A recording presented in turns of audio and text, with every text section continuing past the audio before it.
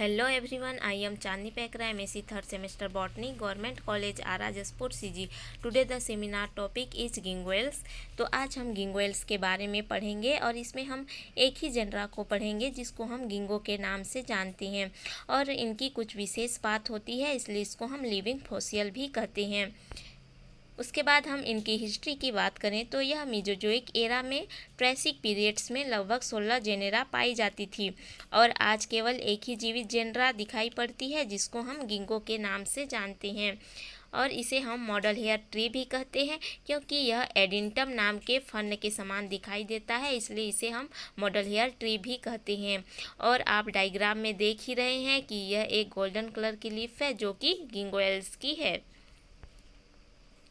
उसके बाद हम क्लासिफिकेशन देखते हैं जिसमें किंगडम है, प्लांटी, डिवीजन है गिंगोफाइटा, क्लास है गिंगोप्सिडा और फैमिली है गिंगोएसी, जीनस है गिंगो और स्पीसीज है बाइलोबा।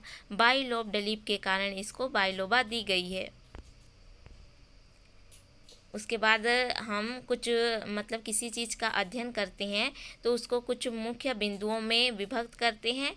तो इसमें हम सबसे पहले इंट्रोडक्शन देखेंगे, उसके बाद फिर मार्फोलॉजी देखेंगे, फिर उसका रिप्रोडक्शन देखेंगे। तो चलिए इसमें पहले इंट्रोडक्शन देख लेते हैं।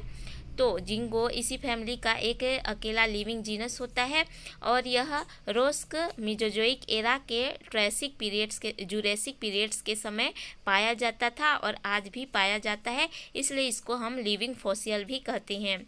और ओल्ड लिविंग सीड प्लांट्स मतलब बहुत पुराना प्लांट्स है और अभी भी पृथ्वी पर पाया जाता है। और सीड प्लांट मतलब यह सीड उत्पन्न करने वाला प्लांट है। और इनके फॉसिल देखें तो यह Alaska, Greenland, Siberia, China, Japan, North South America, New Zealands में पाए गए।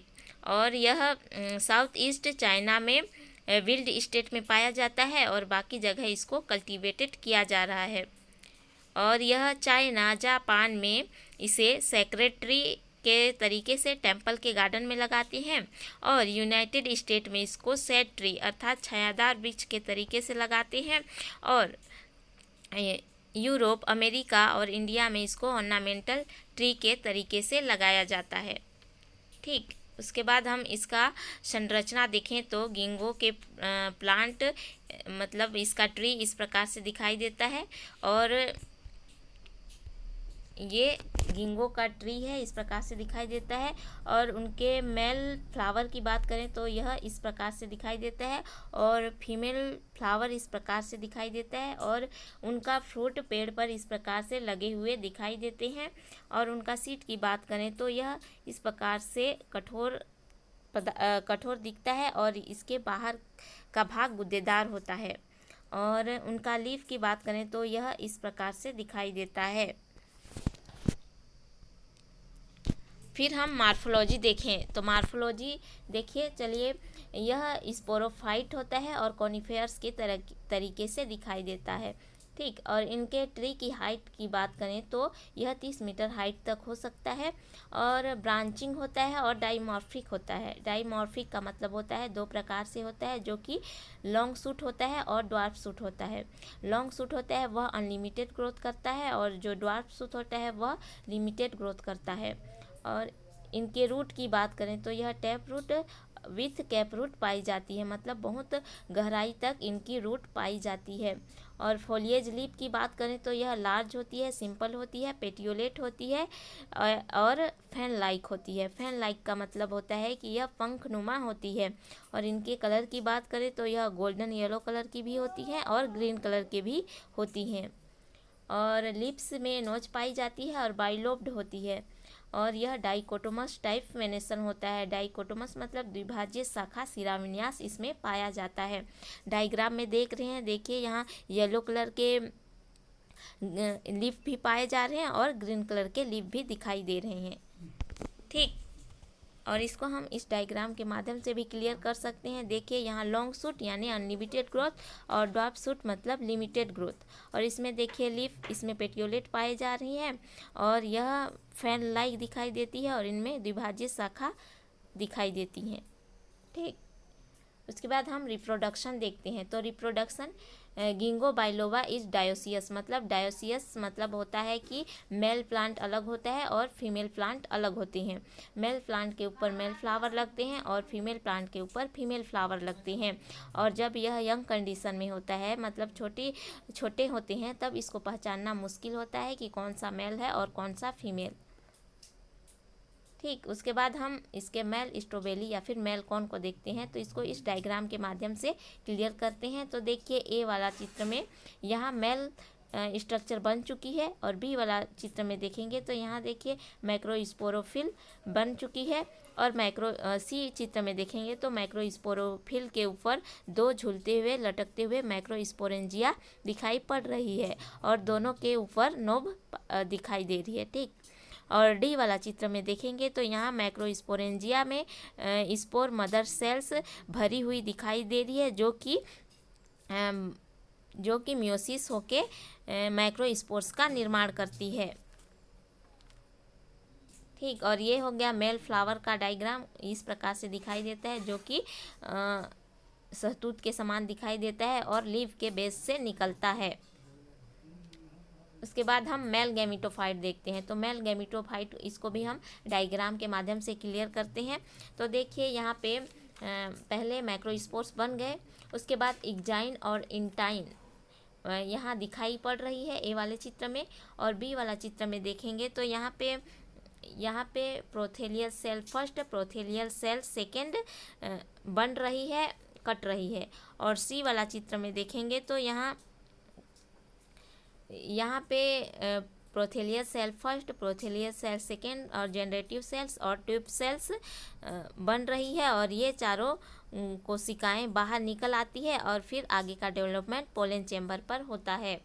तो यहीं तक मेल कॉर्न के बारे में हो गया। उसके बाद हम मेल फीमेल स्ट्रॉबेरी के बारे में देखते हैं। तो फीमेल फ्लावर इस प्रकार से दिखाई देता है, और हम फीमेल फ्लावर के ओव्यूल के बारे में बात करें तो कुछ इस प्रकार से दिखाई देता है, जो कि देखिए ये यहाँ पेडुंकल, दो पेडुंकल पाए जा रहे हैं, उसके ऊपर ये ओव्यूल पाया जा रहा है, और इसको हम रिंग या फिर कलर भी कहते हैं। एग्जाम्पल के लिए कहा जाए तो यह मान लीजिए यह एक कप है, और कप में एक बॉल रखी हुई दिखाई पड़ती है, और इनमें कभी कभी 3 से 4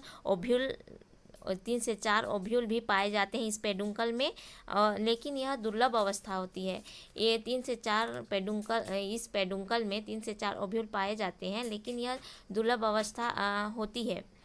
इसलिए इसके चारों ओर पत्तियां घिरी रहती है, और इनके बाइलोब्ड कंडीशन इसमें दिखाई नहीं पड़ती है। उसके बाद हम फीमेल गैमेटोफाइट देखते हैं किस प्रकार से ये प्रोसेस होता है। तो इसमें देखिए फीमेल गैमेटोफाइट डायग्राम में देख ही रहे हैं कि ये ओव्यूल का स्ट्रक्चर है। साइड में जो पिंक कलर के हैं वह ओव्यूल का स्ट्रक्चर है। उसमें देखिए मेगास्पोर्स और मदर सेल्स दिखाई पड़ रही है। ये दोनों डिवीजन करके 4 मेगास्पोर्स का निर्माण करती है, और उन चारों में से 3 नष्ट हो जाते हैं और एक ही फंक्शनल हो पाता है।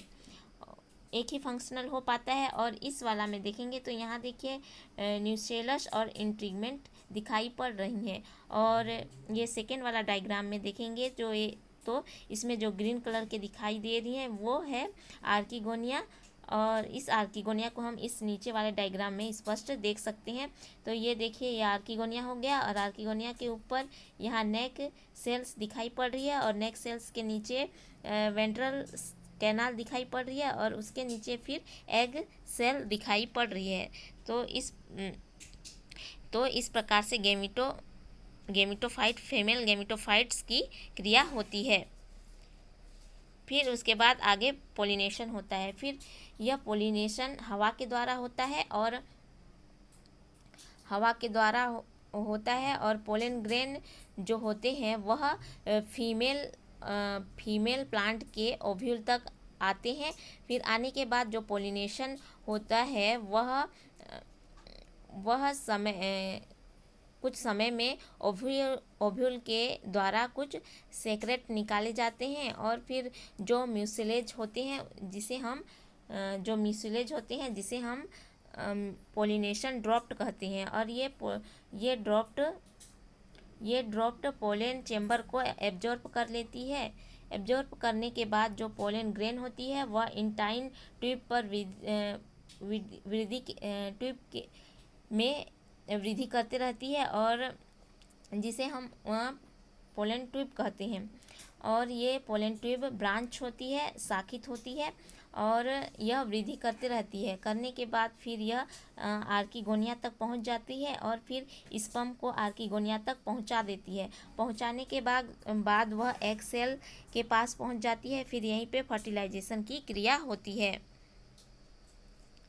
उसके बाद फिर फर्टिलाइजेशन होता है। तो इसमें देखिए जो स्पर्म होता है वह आर्किगोनिया तक पहुंच गई। पहुंचने के बाद वह एग सेल तक पहुंच गई। एग सेल के बाद फिर यह देखिए, यहाँ देखिए जो मैक्रोफिल है उसे पोलन चेम्बर या फिर पोलन ट्यूब है वह माइक्रोफिल से निकलती हुई दिखाई दे रही है, और न्यूक्लियस को बेचती हुई शाखित दिखाई दे रही है। ठीक, ये और फिर उसके बाद यह इस नीचे वाले डायग्राम में देखिए जो पोलन ट्यूब है वह रेप्चर हो जाती है, मतलब फट जाती है। फटने के बाद इसमें से जो स्पर्म होते हैं वह मुक्त हो जाते हैं, और यह दोनों मुक्त हो जाने के बाद वह फिर एग सेल तक पहुंच जाती है। फिर यहाँ पे फर्टिलाइजेशन की क्रिया यहीं पे संपन्न होती है। उसके बाद हम फर्टिलाइजेशन की क्रिया हो गई, फिर हम फ्रूट एंड सीड फॉर्मेशन देखते हैं। तो फर्टिलाइजेशन के समय 2 ओव्यूल्स डेवलपमेंट हुआ था, पर उनमें से केवल एक ही मैच्योर फ्रूट्स हो पाते हैं, जिसे हम जो चेरी के समान दिखाई देता है, और वह ग्रीन और येलो कलर के दिखाई देती है। इनके फ्रूट्स ग्रीन और येलो कलर के दिखाई देते हैं, और इनमें इंटिगमेंट्स के कारण यह मोटा दिखाई देता है, और यह इसलिए इसको मसल फ्रूट भी कहते हैं। तो इस प्रकार से सीड का फॉर्मेशन होता है। तो इस डायग्राम में देखिए सीड कुछ इसका फ्रूट इस प्रकार से दिखाई देता है, और जब इसका एलएस काटते हैं तो यह इस प्रकार से दिखाई देता है, जिसमें कि गुद्देदार दिखाई दे रहा है। ठीक, तो हमने इंट्रोडक्शन देख लिया, मार्फोलॉजी देख लिए, और रिप्रोडक्शन देख लिए। तो गिंगो के कुछ इकोनॉमिक्स इम्पोर्टेंस भी जान लेते हैं। तो इनके कुछ में औषधि के रूप में भी प्रयोग किया जाता है, और कुछ को खाने में भी प्रयोग किया जाता है। तो इनके जो लीफ होते हैं उनको अगर पीस लें और उनका रस का उपयोग हम दिमागी संबंधी रोग के लिए उपयोग किया जा सकता है। और इनकी सीड को हम अगर भून लें तो इनका खाने योग्य भी होता है। और इनके कंक्लूजन की बात करें तो गिंगोएल्स प्राकृतिक अवस्था में बहुत कम पाया जा रहा है, और यह साउथ चाइना में यांसीसी नदी के किनारे ही विल्ड प्लांट के रूप में बचे हुए हैं, और बाकी जगह पर इसे कल्टीवेटेड किया जा रहा है। तो इस प्रकार से मेरा सेमिनार टॉपिक यहीं तक समाप्त होता है। Thank you.